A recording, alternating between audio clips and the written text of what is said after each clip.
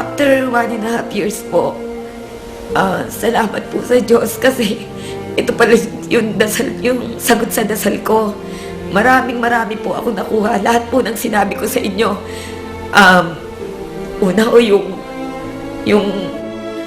mga utang ko, lahat po. Lahat na naging utang ko, nabayaran ko for 1.5 years.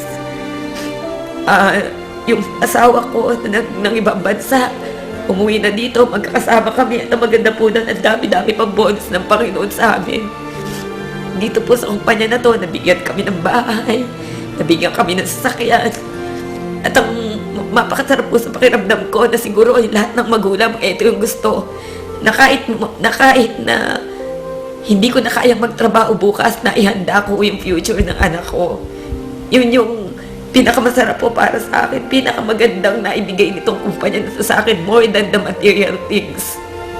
Gaya ng kwento ng tagumpay ni Grace Asanyon, Royal Business Club member sa loob lamang ng 1.5 taon, ay lalong dumarami ang mga kababayan nating nanaginip at nangarap.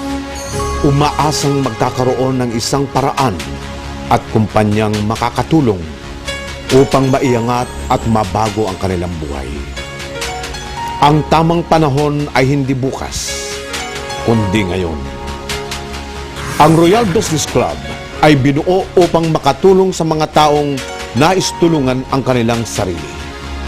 Mga taong may pangarap, bukas na kaisipan, masipag, matyaga, at may pagmamahal at pagmamalasakit sa kapwa.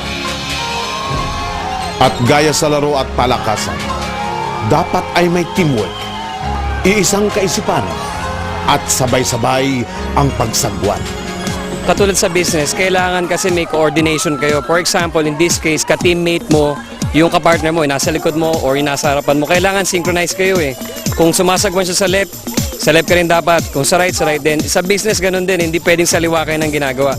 There must be coordination, there must be teamwork.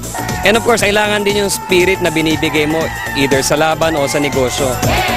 Royal Business Club, gaya sa sports, dapat pag-aralan. Dapat pagsanayan. Dapat tutukan. Sapagkat ang Royal Business Club ay ang the only one. Asset ng Royal yun. The unity of its leaders. Most of them present here are generals of Royal, and if they are united, then success is at hand always. At sa kanyang 2nd taon, ang Royal Business Club ay naging tulong sa katuparan ng mga pangarap ng mga naniwala at nagtiwala sa kanilang kakayahan at sa sistemang nakaabang sa Royal Business Club, the only one. So maganda rito, habang sinisimulan ko yung negosyo, unti-unti ko natutulong sa sarili ko, pati yung pamilya ko, nakakapag-abot-abot na ako ng pera, pati yung tuition ng kapatid ko, nakakatulong na rin ako. At the same time, nakakatulong din ako sa maraming tao. Ang sarap kasi ng pakiramdam na nakikita mo, hindi lang ikaw yung natutuwa, pati yung mga taong naiimbitahan mo dito sa negosyong to, nakikita mo unti-unti rin nagbabago yung mga buhay nila. Hindi ko nakala na sa ganitong edad ko, 21, 21 years old, magkakaroon ako sarili kong sasakyan, BMW pa.